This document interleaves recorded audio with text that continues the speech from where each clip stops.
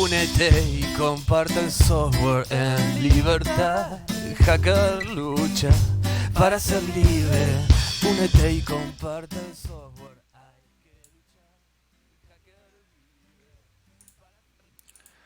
Hola a todos y bienvenidos una vez más a GNUTube, el podcast de software libre, de tecnologías libres, de hecho en Latinoamérica, hecho en Colombia, pues para el mundo y el resto del universo que nos escuche, porque la filosofía del software libre lo permea todo y aquí estamos para demostrarlo una vez más. Saludamos a Octavio desde Venezuela. Bienvenido Octavio a GNUTube. Hola, bueno, un saludo. Hola, un saludo a todas y todas y bueno, espero que sea de su agrado este nuevo capítulo que bueno, que viene con toda. Claro que sí, claro que sí. Hoy tenemos además invitado especial, desarrollador colombiano, matemático, no podía ser de otra forma, por todas las alturas, porque los matemáticos somos seres de otro mundo, eso hay que aceptarlo, eso es nada que hacer. O Fray Vladimir Luna, profesor, investigador, aprendiz de toda la vida, usuario de software libre desde 1996, activista por Bogotá, desarrollador, creador de Hackbo, Hackerspace en Bogotá. Además de eso, desarrollador del proyecto que hoy vamos a presentar, que es Grafoscopio, también ha sido docente en la Universidad Javeriana de Colombia, así como también en la Universidad Autónoma de Colombia. Ha desarrollado muchos proyectos en la línea de diseño y ha trabajado también en iniciativas de difusión de software libre bien importantes, como la parte de software libre en el Campus Party y en el LAN Party. Pues actualmente es un investigador doctoral y hacker de tiempo completo. Fray, bienvenido a GNUTube. Octavio, Fausto, muy chévere volver a charlar con ustedes y también con la gente que nos escucha en línea. Muy bacano estar en este encuentro con ustedes y transmitiendo este video, muy chévere. Claro que sí, Ofray, hay que decirlo, es un viejo conocido del movimiento de software libre en Latinoamérica y pues sea esta la oportunidad para mencionar que volver a encontrarnos los tres desde hace mucho tiempo que nos conocemos y no nos habíamos encontrado y pues esta es una ocasión de oro porque nos reunimos alrededor de un proyecto que tiene un potencial muy grande y que nace precisamente aquí en Latinoamérica, aquí en Colombia, gracias al trabajo en este caso de Ofray. Entonces, bueno, vamos primero a escuchar de las propias palabras de Ofray una presentación de, de su proyecto de grafoscopio antes de que podamos empezar a mirar de lo que se trata el grafoscopio y antes de que podamos empezar a conversar sobre lo que es esto. Entonces, a ver, vamos a mirar. Déjenme un segundo, vemos por acá que me funcione bien el Yami para poder nosotros arrancar a escuchar la presentación de Ofray sobre lo que es grafoscopio. Como lo dijo Octavio hace unos momentos, pasan las mejores familias y pues el lag en la aplicación es propia de la aplicación que le vamos a hacer. Denme un segundo. Monitor.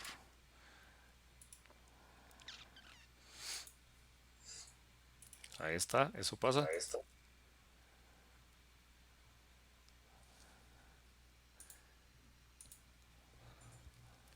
Muy bien, ¿me están viendo entonces la transmisión? ¿Me confirman, por Sí. favor? Perfecto, entonces vamos a escuchar la presentación de grafoscopio. Ok, este es el proceso de instalación de Grafoscopio. Grafoscopio es un software para hacer lo que llaman narrativas de datos y visualización de datos y también investigación y publicación reproducible.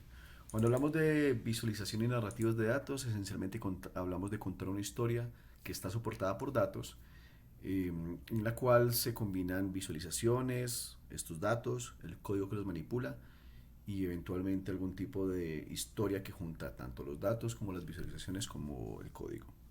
Grafoscopio es un software que va en esta línea y además permite hacer lo que se llama investigación y publicación reproducible.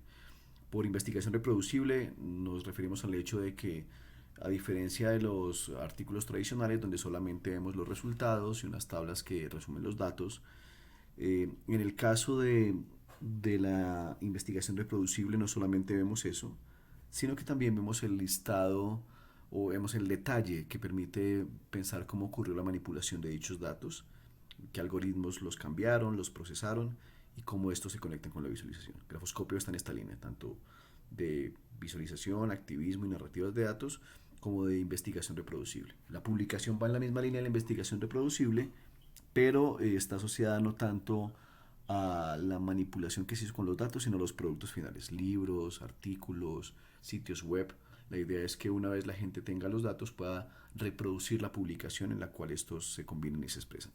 Y Grafoscopio combina todo este tipo de escenarios en los cuales tanto los datos como las visualizaciones como el código se juntan en documentos interactivos para hacer reportes, y la gente puede reproducir tanto los reportes como indagar sobre la manera en que las lógicas se vinculan detrás. Como les cuento, es Grafoscopio. Van a encontrar diferentes partes del sitio web, y aquí en la parte de descarga y ejecuta van a entrar al repositorio de código, que a su vez tiene un archivo README, un archivo de léame, y este archivo en particular incluye las instrucciones de instalación. Entonces vamos a ver cómo ocurre. Está en inglés, y aquí hay un código que debemos ejecutar suponiendo que tenemos instalado Faro y que además tenemos instalado un Playground.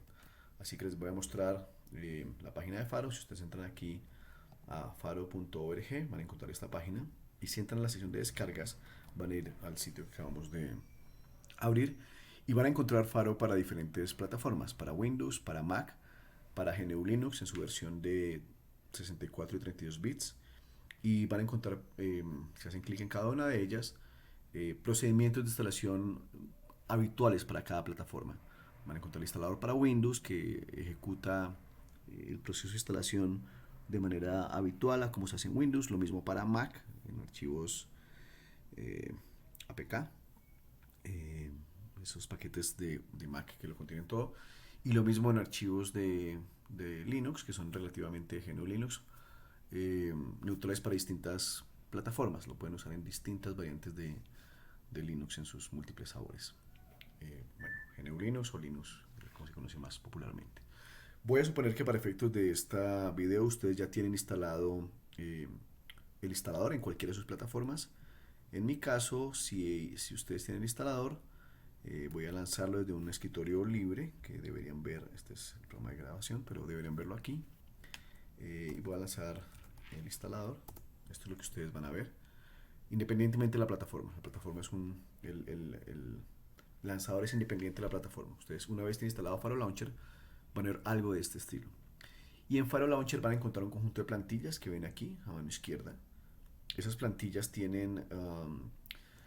contienen lo que llaman en el mundo de Faro imágenes. Una imagen es como una especie de computador virtual, es como una captura de pantalla, si se quiere, aunque es más que la pantalla, de todo el estado del sistema. Captura como la ejecución que tenía en el momento en que estaba trabajando en él, y es la forma en que se distribuyen aplicaciones en Faro. Piensen, para los que han usado sistemas de virtualización como VirtualBox, por ejemplo, o los contenedores de Docker.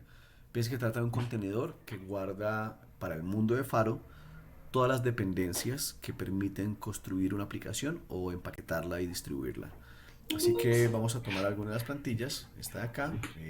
La versión de Faro que aparece en las plantillas va a depender de la versión que ustedes tengan instalada, 64 o 32 bits, pero esencialmente es una versión como estas.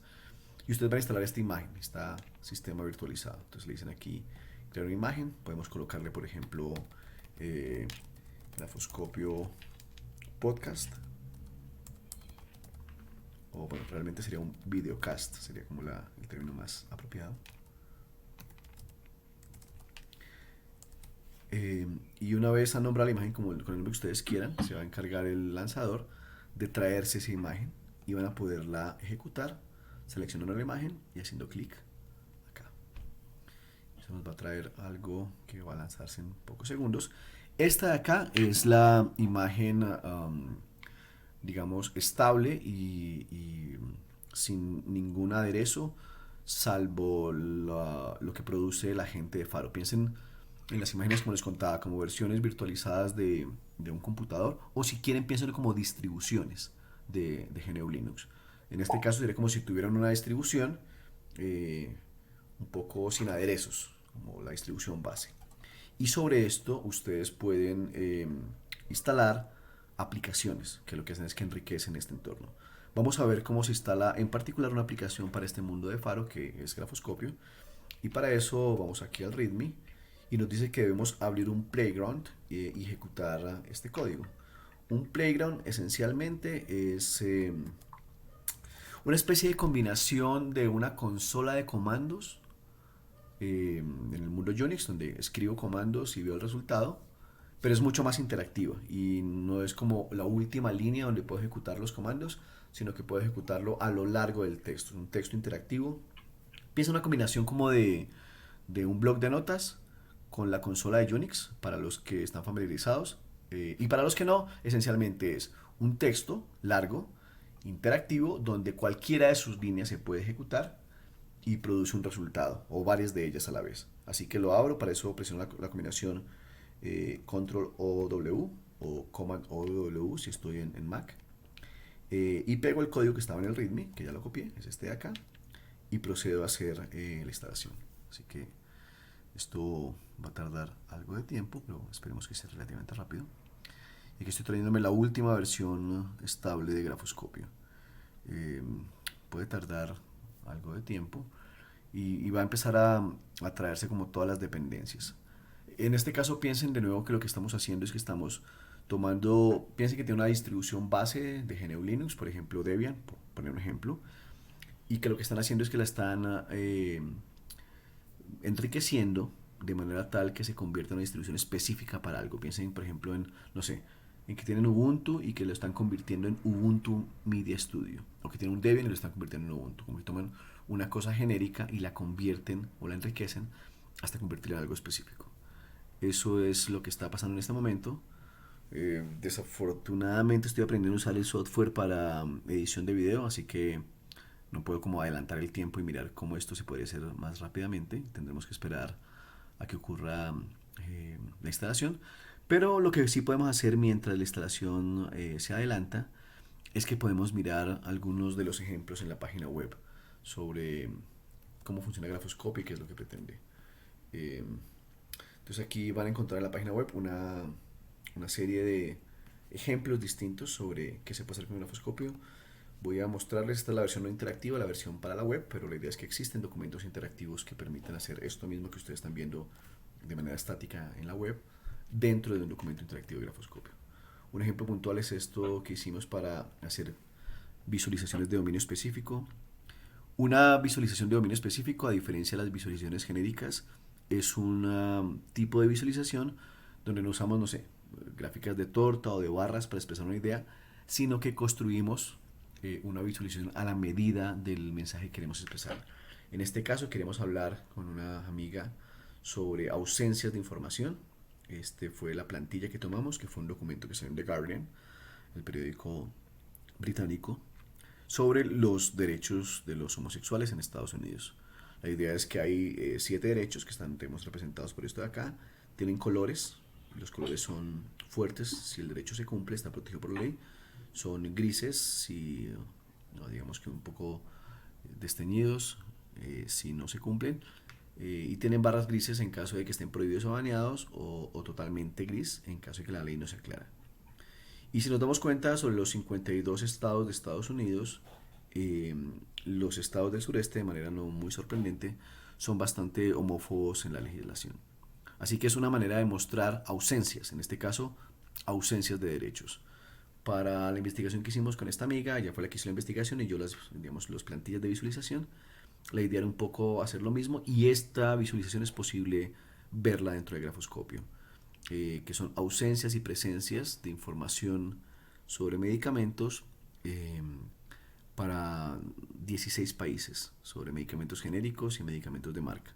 Entonces aquí está el componente activo del medicamento, en este caso es omeprazol de 20 miligramos en cápsulas, y aquí están las propiedades que publican sobre ese medicamento a lo largo de estos 16 países. Entonces, si tenemos anillos concéntricos de un mismo color, es porque ese país consistentemente ha publicado para todas las propiedades toda la información. Y si hay huecos, es porque a lo largo de ese eje, pues no hay información. Por ejemplo, la gestión de riesgo no existe sistemáticamente para todos los países en el caso del omeprazol.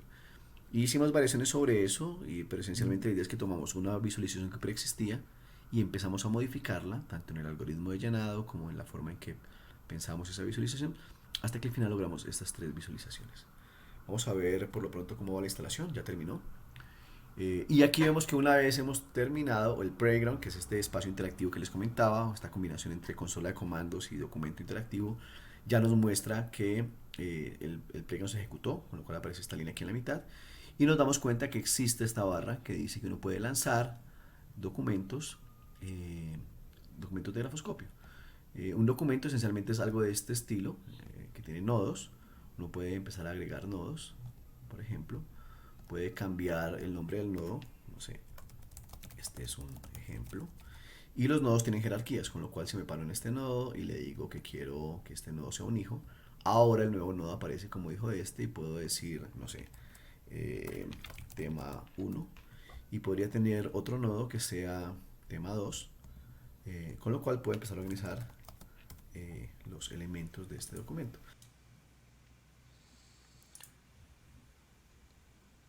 Bueno, pues muy bien. Estábamos viendo la presentación entonces de Ofray de lo que es Grafoscopio, una herramienta muy poderosa, creo yo. Se puede visualizar desde los ejemplos que nos has presentado que es que la organización de la información es bien, bien potente. Entonces, empezamos a conversar sobre lo que es grafoscopio, qué más potencia tiene, qué más puede desarrollar. Me parece a mí que de cierto modo se puede comparar con la potencia que tiene una herramienta tal como Jupyter. No sé qué nos digas al respecto, Ofray. Sí, sí, de hecho Jupyter fue una de las inspiraciones para Grafoscopio. Digamos que yo al comienzo empecé a trabajar con ePython, que es esta herramienta interactiva basada en Python que le permite uno hacer computación científica, pero el inconveniente era que era muy difícil de modificar. Digamos que Jupyter es una amalgama de diferentes tecnologías, tiene HTML, JavaScript, Cython, el Python de C, Python propiamente dicho, y era complicado tener documentos más complejos. Digamos que se basa en la idea esta de como el texto, el cálculo, el resultado, el texto, el cálculo, el resultado, y eso te da un documento lineal. Pero el inconveniente es que en ocasiones uno necesita esquemas más complejos para organizar información. Entonces, un poco la idea de grafoscopio era poder organizar la información de manera arbórea, como un árbol, que tengas jerarquías en el documento, que tengas, no sé, capítulos, subcapítulos, textos, subsecciones, secciones, y que puedas mover esas jerarquías a lo largo del documento para documentos complejos. Empecé a intentar modificar Jupyter, pues, y Python en ese momento, eso era el 2014, un poquito antes, 2013, pero era extremadamente complejo por esta amalgama de tecnologías y de paradigmas de programación. Y encontré en Faro, que es un entorno interactivo de desarrollo de software, un material mucho más maleable, más flexible, que podía modificar y acomodar de acuerdo a mis inquietudes. Pero esencialmente, digamos que se inspiran en la misma idea. Después del auge de Jupyter y el Jupyter Notebook, empezó a surgir como una escuela de computación que le llaman narrativas computacionales, en las cuales la idea es que uno en un mismo documento mezcla código, texto, visualizaciones, eh, y digamos que todas ellas dan cuenta de una historia que usa datos para ser contada, pero que va más allá de los datos mismos. Y han surgido ya varias herramientas para hacer este tipo de libretas interactivas o de notebooks interactivos. Grafoscopio es una de ellas. Yo diría que tiene una diferencia con Jupyter y es que es altamente flexible e integrada, mientras que en Jupyter tienes como este listado de herramientas que te contaba, como eso, HTML, JavaScript, Python, Cython y paradigmas distintos. Tienes computación orientada a objetos, scripting, programación de escritorio, perdón, de programación de cliente, servidor. En el caso de Faro y de Grafoscopio tienes un único paradigma de programación, que es programación orientada a objetos, y un único entorno de cómputo, que es Faro. Entonces eso digamos que introduce mucha más simpleza y uno se puede ocupar del problema real o de la complejidad del problema y no de la complejidad de mezclar paradigmas. Pero va como en la misma escuela. Digamos que son procesos complementarios. Actualmente Jupyter sacó algo que le llaman el Jupyter Lab. El Jupyter Lab, la intención es ir más allá del documento interactivo a un entorno completo integrado de desarrollo, que incluya, no sé, pruebas unitarias, desarrollo de código, personalización de interfaz. Entonces ellos como que empezaron en el documento interactivo y quieren llegar al entorno integrado de desarrollo. digamos que Grafoscopio es un camino inverso. Tomó un entorno integrado de desarrollo interactivo que era Faro y le dio funcionalidades de notebook. En ese sentido uno podría pensar que como que un proyecto es el futuro del otro porque elegimos caminos distintos. Hay cosas que tiene Jupyter que me gustaría que Grafoscopio tuviera, pero hay cosas que ya Grafoscopio tiene que Jupyter está intentando lograr hasta ahora. Sí, de por sí, sí, si me lo permites, de pronto una contextualización histórica de dónde vienen estos proyectos, porque de por sí ePython también tiene cierto origen en Colombia, el desarrollador de ePython. Em, pero en el contexto de la línea de la matemática, yo recuerdo aplicaciones como Derive de Texas Instruments, que era una de las primeras aplicaciones que permitía hacer documentación de los cálculos que uno iba haciendo. Obviamente de una forma muy plana, de una forma muy estática. Después eso se deriva en la misma idea, la implementa Wolfram Matemática, que son los primeros que llegan a trabajar el concepto de notebook interactivo, recuerdo yo, y de ahí es de donde se deriva la idea de, porque Wolfram Matemática y Deriva son software privativo, Ujú. eh, y se deriva la idea a IPython y los notebooks de IPython ahora migrado o evolucionado hacia Jupyter. Con la Sí, sí, potencia, sí, sí, sí, dale, no, pues Fernando Pérez, que es digamos, uno de los colíderes de la comunidad, decía que una de las fuentes de inspiración de él fue el notebook de matemática. Lo que él quería era lograr algo similar al notebook algo de similar, sí, matemática, sí, sí. empleando pues un ecosistema de software libre, que en este caso era Python para computación científica. Y lo que vemos que lo que marcó el auge muy fuerte del Jupyter Notebook, porque empezó en el 2000 cerca del inicio del milenio, Sí, sí, sí. pero en el 2011 lograron la interfaz web con Brian Granger. Trabajando los dos, lograron esta interfaz web y eso marcó como la eclosión del notebook porque tenías como toda la posibilidad de rendering que te daba la web y de coloración en tiempo real junto con el poder y el ecosistema amplísimo que provee Python. Entonces como que fue digamos, la juntura de esos dos mundos alrededor de 11 años después del proyecto original. Es de anotar que Fernando Pérez empezó su proyecto de Jupyter, bueno, el ePython cuando estaba haciendo su doctorado. Esas tardes en las que uno dice, voy a descansar un ratico, entonces no voy a hacer la tesis, sino voy a ponerme a hacer otra cosa. Y 11 años después se ganó su primer beca grande. Entonces vamos a ver qué pasa dentro de 11 años. Grafoscopio lleva 4, entonces tal vez como dice Basilos, tal vez me gane mi primer millón en 11 Eh, años. Vamos a ver. Correcto, bien. Entonces, Grafoscopio lo que hace básicamente es coger los datos. Hoy en día el petróleo, más que el petróleo, son los datos y de por sí hay mucha filosofía al respecto de cómo se adquieren y cómo se manipulan los datos. Por ahí en otro podcast estuvimos hablando hace un momento le comentaba a Ofray con David Cuartielles, co-creador de Arduino, sobre el algoritmo de los datos y la soberanía algorítmica, algo que en ese momento relacionábamos con la soberanía tecnológica, viene la soberanía algorítmica, la potencia de los datos. Grafoscopio lo que hace es entonces coger los datos, pero la pregunta va, Ofray, a de dónde, cuál es la fuente de los datos. Es decir, si yo quisiera, por ejemplo, consultar en este momento sobre trending topic en Twitter, Grafoscopio me adquiere los datos directamente o yo tengo que adquirir los datos por aparte y analizarlos con Grafoscopio.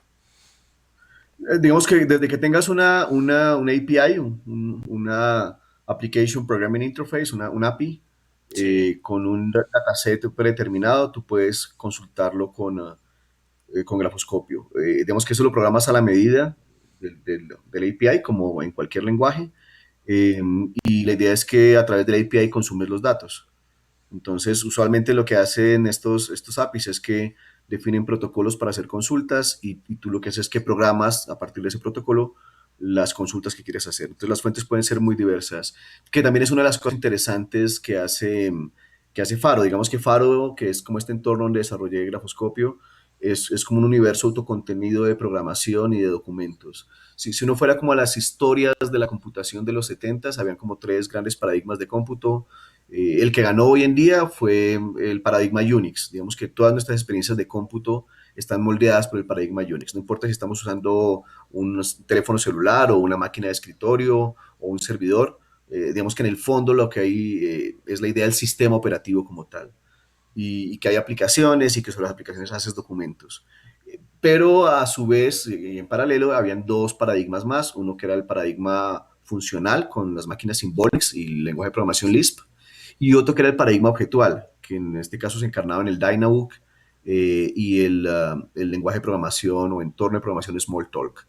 Y cada uno era un paradigma completo de cómputo. Entonces, lo que hicieron estos paradigmas fue que pensaron una manera de establecer la experiencia de cómputo. En el caso de Smalltalk no hay realmente como esas capas artificiales a las que nos enseñó el sistema operativo Unix y sus variantes, porque a la hora del té Windows y Mac encarnan la misma idea, eh, de que tenemos como, no sé, un lenguaje de programación y sobre el lenguaje tenemos un entorno de desarrollo y sobre el entorno de desarrollo tenemos una aplicación y sobre la aplicación tenemos un documento y un poco lo que hace el llamado usuario final es que instala aplicaciones para crear documentos. Eso incluso fue antes del auge de las aplicaciones móviles, ¿no? Porque ahora ni siquiera creamos un documento, ahora tenemos aplicaciones para una sola cosa, para pedir el taxi, para pedir la pizza, para encontrar, así como que cada vez es más limitada la experiencia de cómputo. Pero en el caso de Smalltalk realmente no había esas fronteras y el mismo entorno de cómputo tenía lenguaje integrado de desarrollo, tenía lenguaje de programación, tenía interfaz gráfica y un poco la idea era encontrar como componentes mínimos que permitieran establecer toda la experiencia de cómputo. Entonces, digamos que ahí tienes como una especie de como universo autocontenido para toda la programación y lo que ocurre es que a través de interfaces estándares y formatos estándar te conectas con el mundo externo una vez ese mundo externo ha definido interfaces de conexión, que pueden ser APIs, que pueden ser formatos. Entonces, si te dan, no sé, una API con una interfaz JSON, a través de un puerto JSON consumes los datos de algún sitio. Si te dan, no sé, un documento como, no sé, texto separado por comas o hoja de cálculo o base de datos, a través de Open Database Connectivity o de un formato particular, recoges los datos. Entonces, digamos que las posibilidades para consumir información son pues ilimitadas desde que exista un formato estándar para poder definir esos datos. Tienes que programar a medida ese tipo de interacción, como en todos los sistemas, pero digamos, está la posibilidad de interactuar con ese mundo externo en este mundo autocontenido que es Faro. Correcto. Me pongo yo de parlanchín y no he dejado hablar a Octavio, pero tengo yo una pregunta más. Eh, Debido a que tenemos la potencia de trabajar grafoscopio con un paradigma de programación, eso indica que el análisis que se le pueden aplicar a los datos puede ser, no está limitado por la infraestructura debido a la potencia del lenguaje de programación. Es decir, yo puedo traer los datos y aplicarles un análisis estadístico, un análisis de regresión, o puedo aplicarles un análisis de redes complejas o de grafos. Cualquier análisis que se le pueda aplicar a los datos se le puede hacer debido a la potencia de programación. Luego, grafoscopio no limita al usuario en la interactividad con los datos o en el análisis que se le aplica a los datos, sino que la limitante está en el usuario de grafoscopio y la capacidad de programar los algoritmos de análisis que tenga. Sí, efectivamente, digamos que lo que suele ocurrir en este tipo de ecosistemas es que hay como unas librerías, unas bibliotecas de algoritmos que facilitan el tratamiento de los datos. Si pensáramos en el universo de Python, que es un universo, digamos, ampliamente conocido, existe algo como el SciPy, el Python científico. Entonces tenés librerías para, no sé, Machine Learning, librerías para estadística. Entonces importas la librería y eso, digamos que un poco simplifica la programación para el campo, el dominio que estés trabajando. En el caso de Smalltalk y de Faro existe una librería similar a SciPy que se llama Polymath. Polymath es como la librería de programación científica de Faro. Entonces, como que importas la librería y puedes hacer lo que la librería te permita. Y hay otro paquete para trabajar con datos llamado DataFrame y hay interfaces, por ejemplo, con R. Entonces, si el lenguaje no te provee originalmente cosas, puedes llamar a funcionalidad externa, pero un poco piensa que, digamos, lo que ocurre con grafoscopia es que es como el lugar donde conecto flujos de trabajo externos. Mis fuentes de datos son externas, desde Grafoscopio las importo. Mis algoritmos pueden ser externos, pueden estar en R, desde Grafoscopio los conecto. Como que tengo un único lugar que es como que me permite administrar esa complejidad externa, que también tiene que ver con esta idea de soberanía algorítmica. Digamos que una de las cosas que me motivó a hacer Grafoscopio, que puede, pero me parece interesante es mencionarlo en un programa pues, de software libre, es que empecé a sentir un poco incómodo con las cuatro libertades porque me gustan, o sea, me parece que son súper chéveres que existan y digamos que los últimos 20 años de activismo ha sido por alentar estas libertades en mayor cantidad de personas.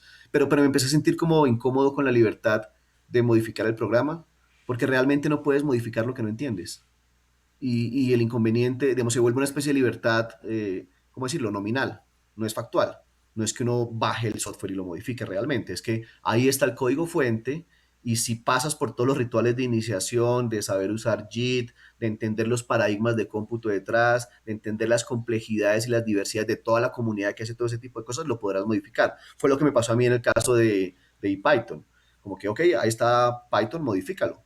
Pero tienes que entender JavaScript, HTML, Cython, Python, programación de cliente, programación de servidor, programación objetual, programación algorítmica clásica, programación imperativa. eh, es un exceso de complejidad. Y ese exceso de complejidad hace que en la práctica no puedas modificar el software. Mientras que en estos otros paradigmas alternativos, como el de la programación funcional pura de Lisp o la programación objetual de Smalltalk, hay como toda una serie de, como de continuidades que permiten que la persona atraviese de manera relativamente uniforme un entorno complejo de cómputo. Como que siempre lo vas a modificar del mismo modo. No te toca hacer como telepatía a ver qué estaba pensando el desarrollador de esta herramienta, desde qué paradigma de cómputo, en qué conjunto particular de frameworks o de librerías, desde qué gustos tenía. Digamos que es un poco lo que impuso la gente de Ruby con la idea de convención sobre configuración, los de Ruby on Rails, como que siempre te vas a enfrentar a la aplicación del mismo modo, porque hay una convención. En el caso del mundo Unix, como hay tanta diversidad, pues las convenciones varían demasiado. Y a la hora del T, ejercer la libertad de modificar el software es técnicamente y cognitivamente complejo. Lo que hace Faro es que como que permite que siempre sea como una misma forma estándar y es altamente interactivo.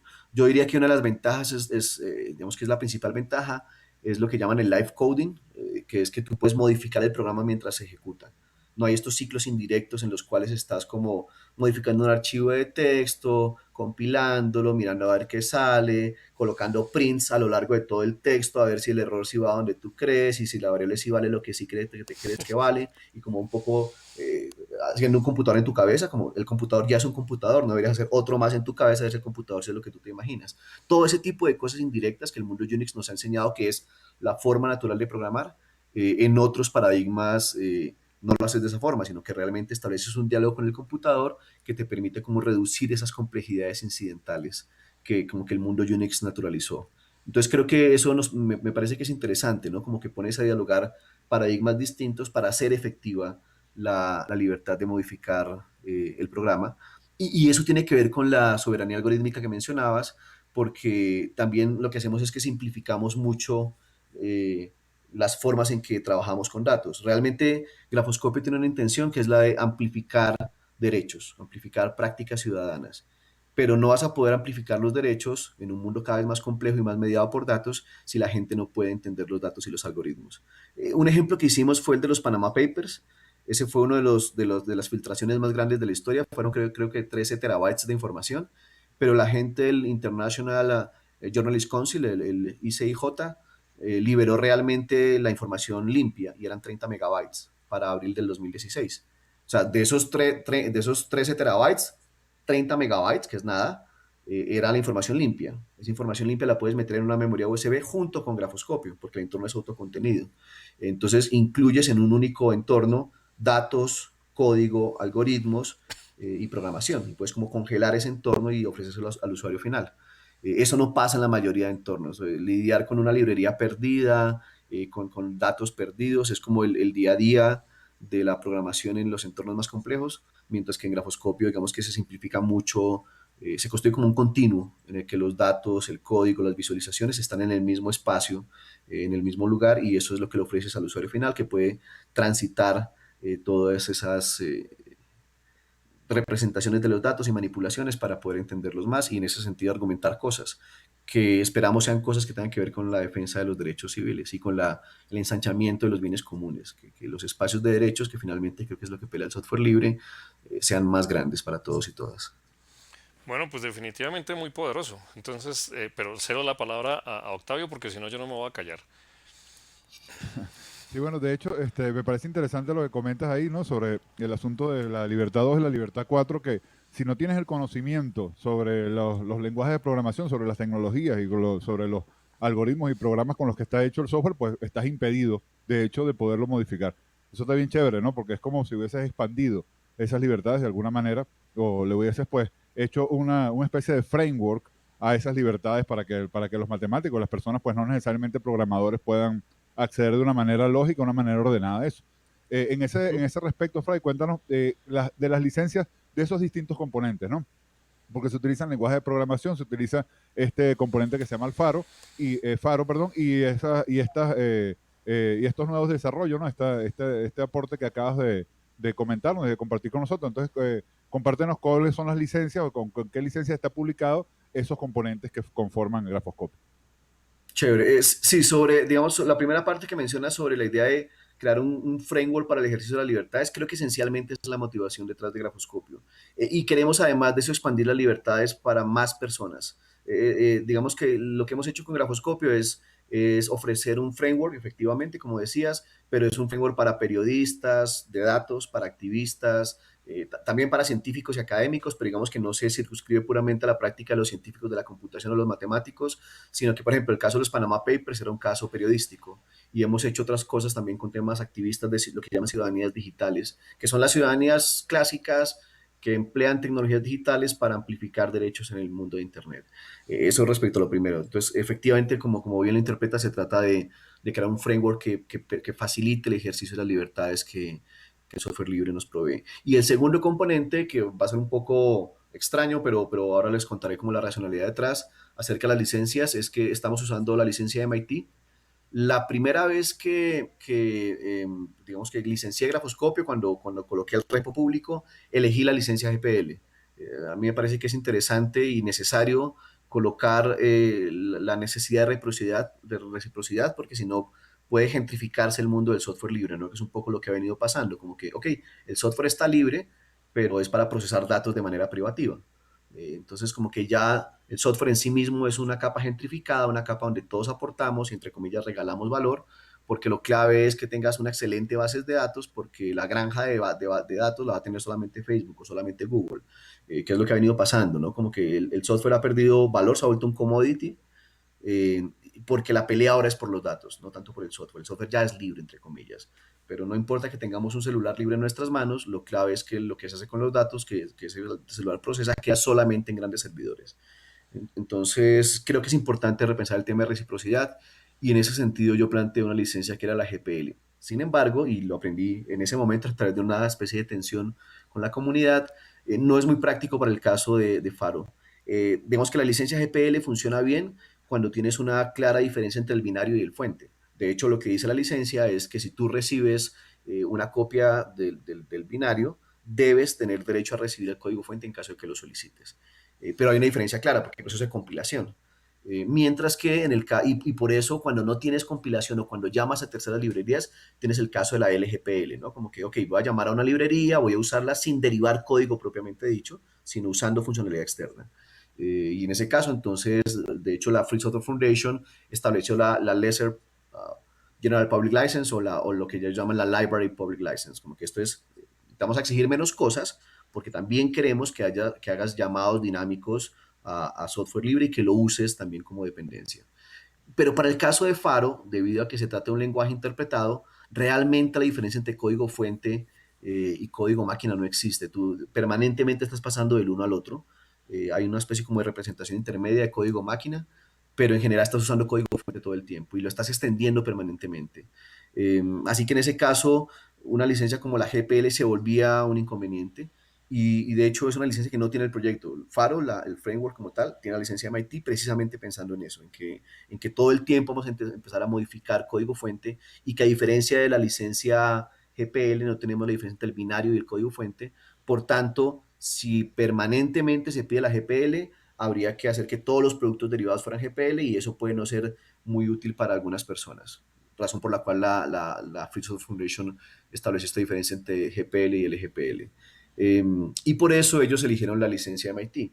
Y el asunto es que con estos lenguajes, lo mejor es que elijas para tu framework la librería del lenguaje base.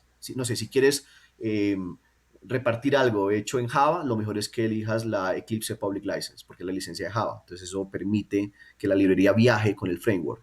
Si quieres hacer algo en Python, lo mejor es que elijas la misma licencia de Python o la Perl Community License si haces algo en Perl.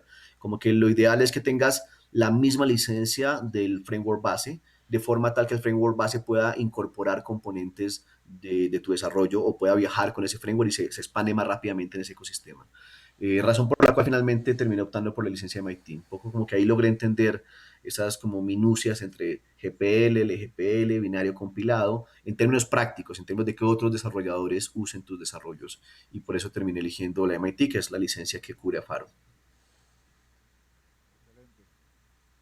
Excelente, fíjate, Mauricio, que es otra razón para ver si hacemos un programa dedicado a las A licencias, ¿no? las Que todo un licencias, sí. asunto, realmente, Sí, que realmente es ya, un ya nos arte han eso. pedido precisamente hagamos un podcast dedicado a las licencias y la discusión de las licencias y definitivamente es algo necesario, porque quien nos está escuchando probablemente que uno que otro de los que nos esté escuchando va a quedar perdido un poco en el tema de las licencias y cómo es que funciona eso. Así es Bueno, que sí, otra señor. razón entonces para que Sí. escuche el próximo podcast dedicado a las licencias. Así está. No, y está lleno de tecnicismos, es que es un tema súper técnico y uno puede llevar Así es. años en esto y no acabarlo de entender. Yo lo terminé entendiendo a la hora que me tocó licenciar mi propio software. Pero un poco en resumen, digamos, a pesar de los tecnicismos, la idea y es si uno va a crear un framework o una herramienta que use una tecnología base cubierta por alguna variante de alguna licencia de software libre, lo ideal es que ese framework use la misma licencia de la tecnología base, de manera tal que se pueda expandir junto con esa tecnología base, o se puedan incorporar cosas o de la tecnología base en la herramienta de uno o de la herramienta de una tecnología base. Al margen de los tecnicismos, esa sería como la recomendación general. Bueno, Bien. yo Sí, bueno, lanzaría... Sí, sí, sí, Octavio, continúa. adelante. Sí, bueno, me llamó la atención la pregunta que le hiciste al principio sobre cómo poder utilizar esta herramienta para hacer análisis de datos en redes sociales, que ahorita está muy en boga, de hecho un ámbito, ¿no?, de negocios bien interesante. Y bueno, creo que creo que es una posibilidad bastante buena para todas aquellas personas que se encargan de lo que es publicidad, mercadeo, incluso pues estos sondeos para procesos de consulta pública. Bueno, creo que es el ámbito más adecuado, ¿no? Para ese tipo, además de las otras funcionalidades que pueda tener, pero un ámbito bastante adecuado para esto. No, y Sí, una de las cosas... perdóname que yo meto la cucharada ahí Dale, un dale. momento, porque es que de lo que nos está hablando Octavio va muy en línea con una realidad, sobre todo ahorita en los países en Latinoamérica, en lo que nos encontramos. Y es que el ámbito político nos crea un efecto burbuja en las redes sociales y tener una herramienta que Mm. nos permita explorar cómo es que funciona ese efecto burbuja con nuestros propios datos, teniendo en cuenta pues que Grafoscopio, como nos has comentado, tiene la posibilidad de ser utilizado no solamente por científicos de datos o por científicos de la computación, sino para cualquier otro, por ejemplo, por periodistas o por investigadores sociales. Eso nos va a permitir que en la realidad política y geopolítica de nuestra región dispongamos de una herramienta que nos permita visualizar la realidad de esa burbuja en la que nos encontramos. Es decir, en Colombia hace unos años se vio con el plebiscito que si uno entraba a sus redes sociales, bueno, yo nunca he tenido Facebook, pero si uno entraba a sus redes sociales, a Facebook o a Twitter en particular, y le daba que le gustaba una cosa, una opinión política al respecto del plebiscito, empezaba a recibir información únicamente de eso, y de ahí que la gente se creyó el cuento de que iba a ganar, por ejemplo, el sí, porque todos los que opinaban a favor del sí recibían información únicamente relacionada al sí y todos se comían el cuento de que iba a ganar el sí, pero no se dieron cuenta de lo que había por fuera de la burbuja con respecto al no. Creo que la pregunta o la tendencia sería a que Grafoscopio nos permitiría utilizar y ver cómo es la forma de esa burbuja. No sé qué nos comentes, Ofray. Sí, sí, de hecho, una de las cosas, y creo que va en la línea de lo que mencionaron ustedes dos, Lo que está pasando, a mi juicio, es que las redes sociales se están convirtiendo en una especie como de nueva esfera, si se quiere, semipública del discurso político. Ahí se configura opinión política que finalmente da cuenta de cómo votamos, por ejemplo, o de cómo percibimos la intención de voto ajena. Y también da cuenta de cómo los candidatos construyen históricamente un discurso público. ¿Qué dijeron hace, no sé, un año en Facebook o en redes sociales, la que sea, o en Twitter, y qué han dicho a lo largo del tiempo respecto a cualquier postura que ellos puedan llegar a tener? Y uno de los ejercicios que nosotros hicimos con Grafoscopio es que propusimos lo que llamamos los data selfies de Twitter. Por lo menos en particular para el caso colombiano, pero creo que tiene que ver mucho con Latinoamérica, la misma velocidad y el vértigo que Twitter tiene con los 280 caracteres hace que sea la plaza pública por excelencia. Hay discursos construidos también en Facebook y en otras redes, pero digamos como que el lugar donde se configura y circula ese discurso más rápidamente es en Twitter. Y lo que hicimos fue proponer un ejercicio que era que cada uno exportara sus propios datos y creáramos una especie de data selfie. Entonces, es un selfie en el sentido de que es una imagen que yo tomo de mí mismo, pero en lugar de que la información sea píxeles de luz, digamos, en una cámara, son posts, son mensajes que he venido colocando, retweets, likes, que dan en cuenta como un poco de orientaciones políticas, de la manera en que yo participo en la difusión de información, y es un ejercicio que hacemos constantemente. Grafoscopio quiere ser una herramienta, digamos, genérica, pero también quiere ampliar la noción de que el código es para más personas. Digamos que uno de los principales inconvenientes para mí de la revolución un poco tardía o digamos por llegar del software libre es que llegó el software libre pero no llegó la libertad. Me explico, todos tenemos un Android en el bolsillo, pero no nos hace libres, nos hace más esclavos de grandes corporaciones. Entonces como que perdimos un poco la pelea por la libertad en el sentido como la parte manifiesta de los derechos y nos quedamos un poco como digamos, el discurso del código abierto, ¿no? Como sí, tenemos herramientas de código abierto, pero que no nos hacen libres, sino que nos esclavizan. Y creo que eso tiene que ver con lo que un autor que llama Rushkoff, es de apellido Rushkoff, eh, él habla de programar o ser programado. Y lo que él dice, digamos, el hecho de que nos despertemos todos los días y de primeras veamos el celular, quiere decir que el celular nos programó. Me explico, es una caja de Pavlov, es como Mico presiona botón, sale comida. Entonces, un poco como que empieza a pasar este tipo de reflejo condicionado y ya todos tenemos el reflejo condicionado. Los celulares nos programaron. No sé, ya la gente no va al baño sin su celular. No se requería para nada hace una década, pero ahora tenemos que ir al baño con el celular, como que es el dispositivo para ir al baño, como es absurdo, pero nos está programando. Y lo que dice Rushkoff es que hay una gran diferencia entre los dispositivos digitales y aquellos que no lo son. Si bien hay tecnologías como, no sé, el carro, por ejemplo, que son parte de nuestra vida cotidiana y no todos somos mecánicos, lo cierto es que nadie es llevado por su carro a donde no quiere ir. Sin embargo, nosotros somos permanentemente llevados por el celular a donde no queremos ir. Las tecnologías digitales tienen automatismos y los automatismos nos llevan permanentemente a donde alguien que las programó quiere llevarnos. Así que lo que debería pasar es que seamos nosotros quienes programemos nuestras tecnologías y eso quiere decir aprender a programar. Entonces queremos democratizar el código. A diferencia digamos, de las perspectivas de haz tu primera aplicación sin programar. Es como escribe tu primer ensayo sin redactar. Es como no, uno no puede hacer eso. Es como que hay que entender la lógica detrás del artefacto mismo y eso implicaría que más gente programe. Entonces queremos como sacar la programación del monopolio de los geeks, de los nerds, de los programadores y volverla una técnica ciudadana, una técnica para que la gente ejerza derechos. Y eso quiere decir que tenemos que empezar a mirar qué algoritmos empleamos para poder dar cuenta de nuestra propia presencia en redes y el discurso de otros en ese tipo de redes. Usar, digamos, repolitizar la red, volverla un espacio de menos ruido y más mensaje.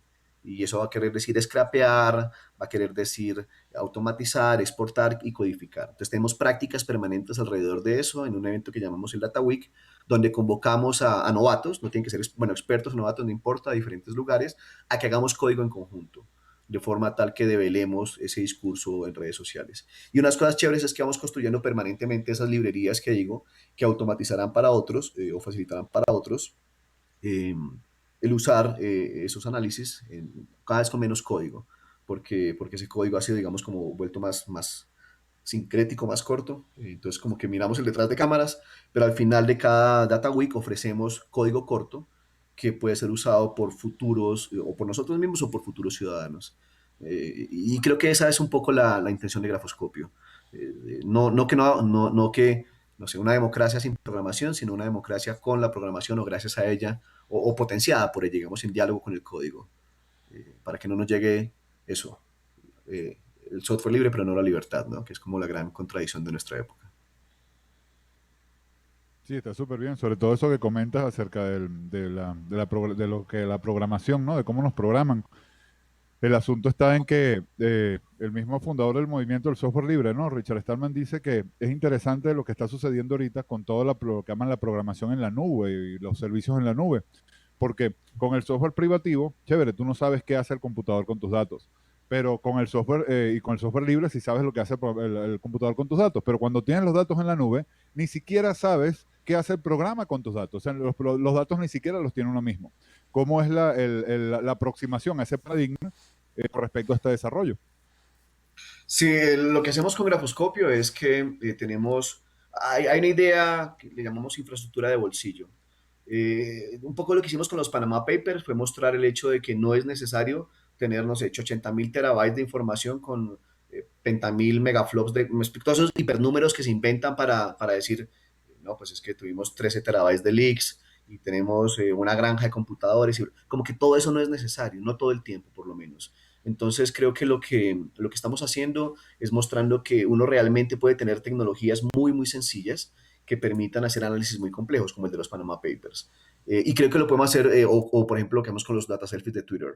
Entonces, un poco la idea es pensar que, de hecho, el presidente de Cisco, que es una empresa que vende, no sé, routers y servidores y estas cosas, decía que él cree en otro tipo de nube. La nube para mí es un eufemismo, ¿no? La nube es el computador de otra Sí, gente. sí. Pero lo que decía el presidente de Cisco es eh, que él cree que la inteligencia, el poder de procesamiento, puede estar en los vértices de la red, no en los centros. Que uno podría tener procesamiento en su router, en su servidor. O sea, tenemos un router todo el tiempo conectado a Internet. Y es un computador que está permanentemente conectado y que podría tener un disco duro de almacenamiento y nuestro propio servidor de correo o de backups, cosas de ese estilo. Lo que cree el presidente de Cisco es que podría haber una red donde la inteligencia está colocada en los vértices y no en los centros, lo cual que es una red descentralizada. Y yo creo que podemos ir en esa línea también para el tema de procesamiento de datos.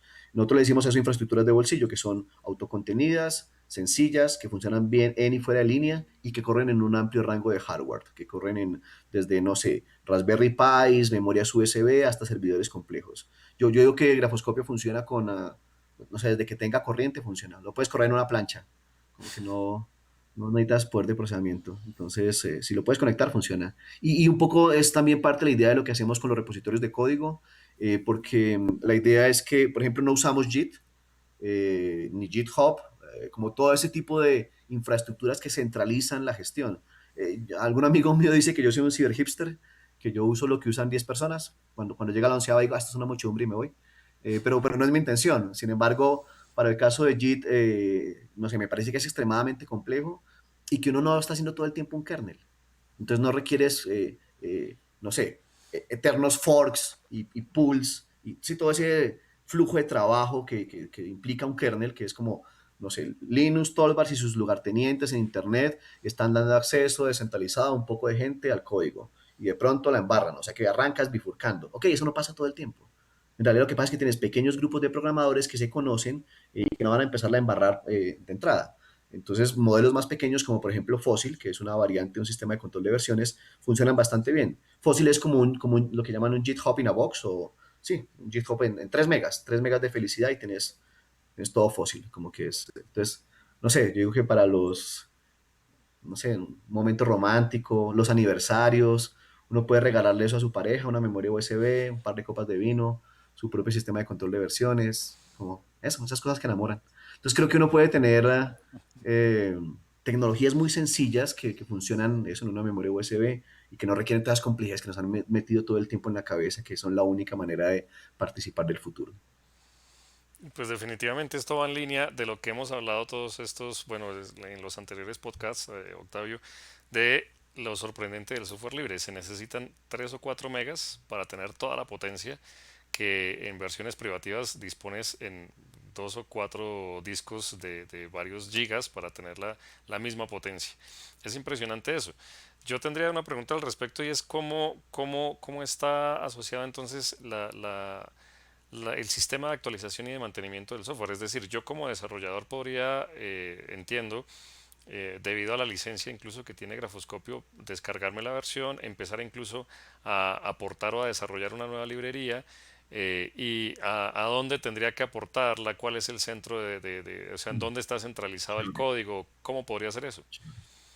Buena pregunta. Un poco, digamos, tenemos varios canales comunitarios donde coordinamos la acción. El autor de Fossil se llama Richard Heep. El autor de Fossil es el mismo que creó SQLite. SQLite es el software, tal vez el software más desplegado del mundo. Es más grande que los sistemas operativos. Es decir, si uno agarra la monocultura más grande del mundo, supongamos, por decir algo, Windows, es un ejemplo, pero es altamente desplegado. Si uno compara las instalaciones de Windows contra las instalaciones de SQLite, SQLite gana porque todas las máquinas que tienen Windows tienen SQLite y todas las máquinas que tienen Linux también. ¿No? E incluso máquinas que no tienen sistema operativo tienen SQLite. Es una herramienta altamente desplegada y altamente probada. Él es el creador de Fossil. ¿Y por qué hablo de esto? Porque lo que dice Richard Hibbs es que realmente el software libre funciona más como una catedral, como un conjunto de pequeñas catedrales que como un bazar. Eric Raymond y toda esta filosofía de los 90 nos dijo que no, que era al contrario. Pero cuando uno revisa, por ejemplo, lo que estamos haciendo los tres, digamos que somos, no sé, habitantes de una catedral, el proyecto GNU-TUF tiene pocas personas trabajando permanentemente en sacarlo adelante. Y cuando alguien entra al proyecto a GNU-TUF, lo que hace es que coordina con ustedes, uno a uno. No les pido un pull request en algún lugar de internet. O sea, hay lugares centralizados con poquita gente que trabajan. Ese es el software libre en general. El mito de la catedral ocurre para muy pocos proyectos, pero la gran mayoría son el mito del bazar, perdón, pero la gran mayoría son pequeñas catedrales. Y nuestro proyecto se maneja como una pequeña catedral. Tenemos un canal de Telegram, que es donde más nos reunimos y enviamos, pues como, no sé, post, fotos de cervezas inclinadas, maromas mientras celebramos cosas. Pero además de eso, coordinamos los envíos de código. Entonces, en principio, uno puede hacer un clon del repositorio, eh, hacer las modificaciones, porque cuando uno instala Grafoscopio, instala no solamente el software, el binario, sino su código fuente, porque no hay diferencia entre lo uno y lo otro. Y puede empezar a modificarlo y extenderlo, y luego se comunica con nosotros a través o de la lista de correo o del canal de Telegram, y ahí le damos acceso a los repositorios. Yo soy bastante liberal respecto a eso. Digamos que soy el sysadmin de los dos repositorios, el de código y el de documentación, y hasta ahora no he negado la primera solicitud de permisos de desarrollador, ni siquiera de pull request. Como que si alguien me dice, y quiero hacer este cómic, yo, listo, tiene permiso de desarrollador. Somos muy poco burocráticos, pero es una pequeña comunidad que funciona a lo catedral. Es como que alguien le dice al director de la catedral que quiere poner, no sé, una nueva tapia, una nueva ventana. Y si muestra suficiencia como artesano de esa técnica, pues tiene los permisos que necesite. Súper chévere, realmente impresionado con la filosofía de desarrollo y con el desarrollo como tal, ¿no? Con el resultado. Sí, ¿Saben realmente. qué me parece chévere? Dale, dale. No, pues ¿Saben qué me realmente. impresiona a mí? Que está GNU. Es impresionante. Me sorprende, digamos, cómo nos reencontramos después de mucho tiempo con procesos, pues, puede sonar como súper, no sé, o una especie de autoalabanza, pero procesos, digamos, que han madurado por caminos distintos, pero tienen como mucha potencia. Por ejemplo, ahora mismo le contaba a Mauricio antes de que empezáramos la transmisión, yo mismo escucho podcast y videocast y ese es como mi desayuno y mi, no sé, el ritual de levantarme y el ritual de acostarme, como que lo que era antes ver noticias o, Así es no como sé, te comiquitas. programaron. No, sí me reprogramé, sí me reprogramé. De hecho, ¿sabes cómo arrancó esa historia? Empecé a intentar reprogramar, o sea, yo en mis ratos libres estoy entrenando mi algoritmo de YouTube para que crea que yo soy más interesante. Entonces, lo que hago es que elijo cosas que mi yo más nerd elegiría si fuera más interesante y me acuesto a dormir. Pero digamos que un poco lo que ha venido pasando es que en la medida en que uno, eso se llama, ¿cómo es? Entrenamiento por refuerzo. La idea es que el yo del futuro se parece al yo del pasado y que va a elegir parecido. Entonces, esos algoritmos se tratan por entrenamiento por refuerzo. Y lo que hago yo es que pongo cosas en el YouTube mientras me duermo, porque nadie sabe si las vi o no las vi. YouTube no sabe eso. YouTube se imagina que las vi, no sabe que me dormí mientras las ponía. Pero lo que empezó a pasar es que empezó a afinar los algoritmos de de recomendación y luego me recomendó unas cosas que quisiera de verdad verme despierto, no sé, al día siguiente o no sé, Eso está buenísimo, esa idea. Es Sí, una sí, buena, muy buena manera de utilizar el ancho de banda nocturno. eso, sí, eso. Voy a programar a mi YouTube para que eso más interesante, no sé qué quieran los dueños de Google de mí, entonces digo, no, pues para que eso interesante voy a poner eso. Y un poco lo que ha venido pasando es que eso cambió los algoritmos de recomendación, los empecé a afinar. Digamos, ya no soy franco con el algoritmo de YouTube, ya no sé, no escucho reggaetón por YouTube, no, no en ese, pues no lo voy a hacer nunca, pero a lo que es que no hago eso, me explico, no hago porque después me terminan, no sé, y me pasó una vez, como, ¿te gusta esto? Entonces toma tu media hora de Shakira, no, no, no, fue un momento de virilidad, yo no quería hacer. Entonces, un poco, un poco lo que yo creo es que es muy chévere reencontrarnos darme cuenta como que esas exploraciones que empezaron en su momento con GNU Radio, digamos, las cosas que hacía Octavio hace una década larga, los que estabas haciendo tú con la gente del Colegio Tenía Mauricio, pelo con la cuando gente, eso. Tenía pelo aquí todos cuando eso. esos cambios que han venido, yo también ya estoy aumentando mis entradas, pero no bancarias. Un poco lo que me parece súper interesante ver que como que nos reencontramos con procesos que maduran por caminos distintos. Creo que es muy grato. No sé, puede ser software, puede ser contenidos audiovisuales, puede ser la siguiente evolución de los contenidos radiales, la idea de llegar a nuevos públicos con podcast de, no sé, LaTeX o pensar en públicos más digamos, escolarizados, unidad escolar. Creo que eso es potente. No lo digo como una especie de autoalabanza, de complacencia pues mutua, sino que lo digo en serio. Creo que es chévere ver cómo evolucionan esos caminos y cómo se reencuentran otra vez. Sí, realmente Sí, no, totalmente. Son nuevas posibilidades, ¿no, Mauricio? claro que sí, digamos las oportunidades, las posibilidades están abiertas y sobre todo que lo más poderoso creo yo que esto es uno reconocernos porque pues ya nos conocíamos, pero hay que reconocernos en los nuevos caminos y en las nuevas evoluciones que hemos tenido, incluso en la madurez de la construcción de esos caminos. Pero más allá de eso también en las coincidencias de que a pesar de que cada uno ha continuado trabajando en sus líneas particulares, siempre coincidimos en torno al software libre, en torno a las tecnologías libres y eso es fundamental. Además, como lo reconocía en algún otro momento Octavio, em, la posibilidad de hacer uso de plataformas, en este caso como YouTube, para liberarlas de sus propios, digamos, ataduras privativas y ponerlas al servicio de la comunidad y al servicio del software libre también, como lo mencionaban en otro momento Ofray, pues bueno, y qué mejor que tener un espacio de construcción en el que no solamente nos reconozcamos como las iniciativas y las madureces que hemos adquirido cada uno de nosotros, sino también en torno a nuestros propios proyectos de software libre, de tecnología libre, de conocimiento libre. Ya en algún otro momento podemos discutir. Tenemos pendiente, y ya Octavia anunció que está construyendo el podcast sobre el CNC, y que es, que Sí. es, un- es una herramientaza que viene de ser un CNC disponible, entiendo yo, Octavio, nos comentarás, disponible en software privativo para ser controlado con software privativo y que ahora se puede acceder mediante software libre también. ¿Estoy equivocado, Octavio? No, así mismo es, esa es la cuña para, uno de los próximos podcasts. Así mismo es, sí, compramos un CNC y venía con una máquina con Windows. No venía documentado el controlador como tal, el controlador electrónico. Y bueno, le hicimos ingeniería inversa y bueno, de hecho ya lo estamos moviendo. Lo que falta ahorita, bueno, es terminar de tomar algunas fotos y terminar ahí de consolidar el proceso y bueno, y empezar a publicar todo lo que hicimos. Eso viene por ahí. Y pues definitivamente mira Fray, mira Octavio, que de lo que la cuenta de el podcast pasado hacíamos la cuenta de acuerdo a los proyectos de software libre que hay disponibles en los repositorios, en particular de Debian, estábamos haciendo la cuenta de más de 50.000 episodios de este podcast que podrían crearse. Pero lo sorprendente es que cada podcast nos deja pendientes de realizar unos tres o cuatro más. Porque No, por, sí, así mismo es. Es porque, por ejemplo, exponencial. aquí, sí, total, porque aquí estamos hablando de grafoscopio, pero nos queda definitivamente pendiente hablar de un podcast de licencias. Y ahora yo digo, nos queda pendiente hablar, por ejemplo, sobre lo que tú hablabas, Ofray, de lo que es la libertad de modificar el software realmente, que eso hay mucho, mucho de qué hablar. Y en particular, por ejemplo, uno dice, no solamente es la imposibilidad de acceder a entender el código fuente, sino que muchas veces quienes desarrollan el código fuente desarrollan una documentación que si existe, la entiende solamente el que la hizo. Y quien Ujú. quiera meterle diente a eso, vaya, que tiene que reinventar la rueda porque poder hacerlo es prácticamente imposible. A Entonces, veces te toca leer el código de las librerías para poder saber cómo funcionan. sí, exactamente, exactamente. Entonces, bueno, que definitivamente si nos ponemos a detallar sobre el contenido, en particular, por ejemplo, de este podcast sobre grafoscopio, nos quedan pendientes a partir de este hacer unos dos o tres más para que este quede completamente entendido, ¿ah?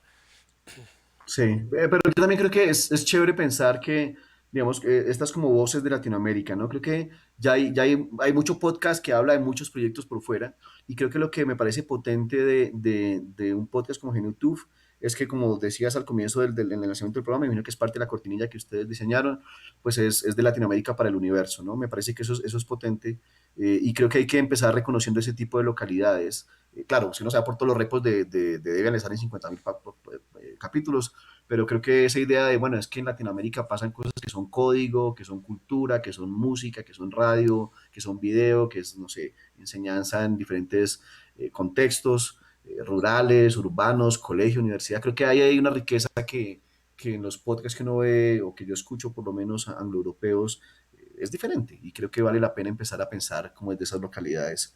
Entonces sí, me parece me complace mucho. Creo que, por ejemplo, hay una cosa que ocurre con Grafoscopio y es que yo efectivamente, y ha sido muy raro, pero hay uno de los desarrolladores que dice que cuando uno tiene que ir a Internet para entender cómo funciona un software, en particular lo que llaman un ID, un entorno integrado de desarrollo, la palabra integrado falló. Si es integrado, el entorno mismo debería poderme resolver el problema. Si no es integrado, tengo que irme a otro lado. Y entonces, no sé, el auge de Stack Overflow, pues es una muestra de lo mucho que ha fallado los entornos integrados. No, no lo son. A mí, unas cosas que me sorprendió mucho del uso de Faro es que no hay que ir mucho a Internet para entender cómo funciona, porque como tiene esta experiencia de live coding, uno lo modifica desde adentro y hay una lógica para modificar que no, es mejor modificarlo desde adentro, porque estoy hablando directamente al computador, no alguna documentación estática de alguna cosa que alguien colocó en internet hace 3 años, sino que pasa en caliente. Y de hecho, otra cosa que me sorprendió, estuve en Argentina en el 2016 y había una persona que había empezado a programar con Smalltalk, no con, no sé, Python o C o con lo que empezamos los demás, sino empezó con Smalltalk. Y me acuerdo que a él le decían, pues me contaba en una charla de esas de café, que es que con el software libre no tiene acceso al código fuente. Y dice, ¿cómo así? Es que no, pues es que en Faro uno coloca un shortcut y ya lo tiene. No, presiono una combinación de teclas y aparece el código fuente de lo que estoy mirando. Es que en los demás programas no es así. Para él lo antinatural era que hubiera que ir a un repositorio extra a bajarse el código fuente del programa que yo tenía, o que el software libre me diera esa garantía extra. Es como, ¿cómo así? Cuando usted instala la aplicación no viene con el código fuente y no está un atajo de teclado a distancia. Eso era sorprendente para él. Entonces como que hay muchos mundos que habitan este mismo mundo y no nos damos cuenta. Y creo que una de las cosas que es potente en Latinoamérica es que no tenemos que seguirle los pasos a nadie. Como que no sé, si llegara a pasar, voy a poner un ejemplo, pues que nos tenemos que inventar, digamos, el blockchain, por poner un término de moda, ¿no? Como que ahorita todo es un blockchain, hay que invertir en el siguiente blockchain, hay que salvar el mundo con blockchain, digamos que ese es el tema de moda, ¿no? Y si uno se da cuenta que hay otra tecnología mejor, no sé, holochain, que está surgiendo hasta ahora, no pasa nada si nos pasamos a holochain. Nos podemos saltar de una todo el blockchain. No es como, uy, pero ¿qué hacemos con los miles de millones de dólares que tenemos invertido en todos los países latinoamericanos en blockchain? No, no hay miles de millones de dólares invertidos. Los países latinoamericanos no hemos invertido en eso. O, si no sé, si en lugar de aprender Java, aprendemos de una vez Faro, por poner ejemplo, nadie va a decir como, uy, pero ¿qué hacemos con los 30.000 expertos de Java de Latinoamérica? No, hay tres, tranquilo. No sé, ellos se consiguen trabajar en otro lado. No, no pasa nada, ¿me explico? Somos 10 gatos o 20 gatos nada más, eso no tiene problema. Entonces, como que Latinoamérica sigue siendo un continente nuevo, sigue siendo un lugar donde podemos un poco explorar futuros alternativos a través de habitar tecnologías alternativas. Y creo que podcasts como estos lo que le dan es la posibilidad de compartir esas exploraciones en conjunto. Latinoamérica, la raza cósmica, decían en algún momento, ¿no? En los 80, creo que era ese eslogan, Sí, porque éramos la raza sí, sí. cósmica. Sí, así Sí, un es. poco, un poco la idea de que sí, que podemos reinventarnos todo el tiempo porque no tenemos, entre comillas, tanta historia acumulada, entre comillas, tenemos una historia milenaria, pero no la tecnológica, no la tecnologías digitales. Entonces podemos saltarnos de una cosa a la otra sin tener que recorrer el camino gastado que podemos informarnos en la historia de otros y conocerla, pero tenemos que recorrerla para llegar a donde ellos están, podemos llegar a otro lado, podemos llegar más adelante o a otro lugar usando tecnologías alternas. Y este podcast y esfuerzos como los que ustedes hacen son maneras de explorar eso. Bueno, pues así es, Buenísimo, bueno. definitivamente. Sí, definitivamente es muy poderoso. Yo creería y con eso, digamos, yo te trataré de cerrar mi bocota por los últimos minutos que quedan del podcast para decir que hay una cosa muy importante en esto y es que también es la oportunidad de revitalizar la imagen propia que nosotros tenemos de lo que es la tecnología hecha y viene el concepto de soberanía tecnológica hecha en Latinoamérica, porque normalmente uno está acostumbrado a que los grandes proyectos están desarrollados afuera y que nosotros no son, de por sí hace unos años hablábamos por aquí en los movimientos, en los eventos de activismo, hablábamos mucho de que nuestras ingenierías en tecnologías en las universidades en Latinoamérica están, parece ser, orientadas a hacer ingenierías en tecnologías desarrolladas fuera de nuestro contexto y fuera de nuestros países. Y ver un proyecto como Grafoscopio nos revitaliza porque nos muestra que definitivamente sí se pueden desarrollar tecnologías, o sea, sí estamos en la capacidad de desarrollar tecnologías grandes, poderosas, y que en el marco del software libre tienen aún más la posibilidad de ampliarse y de hacerse más fuertes y que son hechas por nosotros, o sea, están nacidas aquí.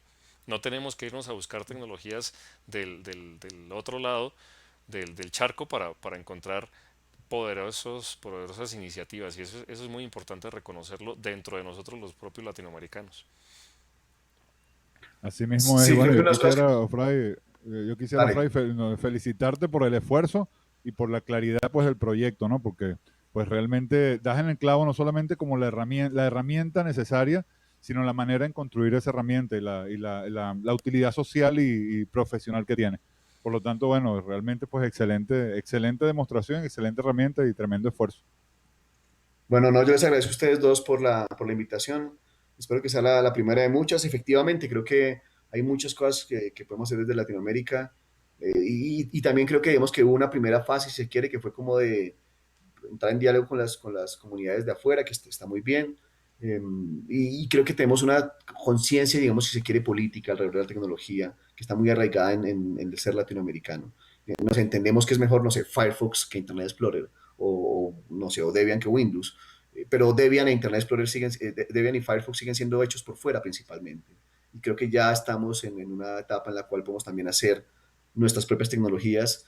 No sé, la gente que hace Faro es principalmente europea, pero Grafoscopia está hecho acá, para las necesidades de acá. Creo que podemos entrar en ese tipo de diálogos donde también no solamente entendemos la dimensión política de la tecnología, sino que estamos en condiciones de crear nuestras propias tecnologías, además.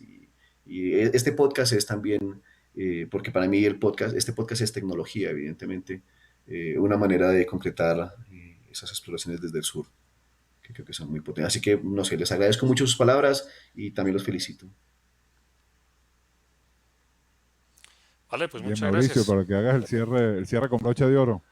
No, pues nada, realmente agradecer el tiempo de Ofray porque pues obviamente que es un tiempo muy valioso para nosotros y no solamente para nosotros, sino para quienes nos escuchan. Y pues el tiempo de Octavio también porque se ha involucrado en este proyecto de lleno y tener la presencia de Octavio, que es una voz y una conciencia a través del software libre para Latinoamérica y que lo ha sido con una historia bastante grande de activismo, pues es muy importante porque fortalece el objetivo de este podcast. Entonces, pues nada más que agradecerles a ustedes por este nuevo episodio, por hacerlo posible y por la conversación que estuvo realmente muy nutrida y que si no fuera por el tiempo limitado que se tiene en los medios y también por no romper la paciencia de quienes nos puedan escuchar, seguramente que esta conversación podría pues, seguir por muchas horas más. Entonces, de Vale, verdad, muchas muchas gracias. gracias y esperamos vernos Ustedes. pronto. Chévere, abrazo. Que estén bien. Igualmente, vale. Un abrazo, Vale, hasta Octavio, luego. y nos vemos la próxima semana nuevamente. Ok, chao. Chao, chao.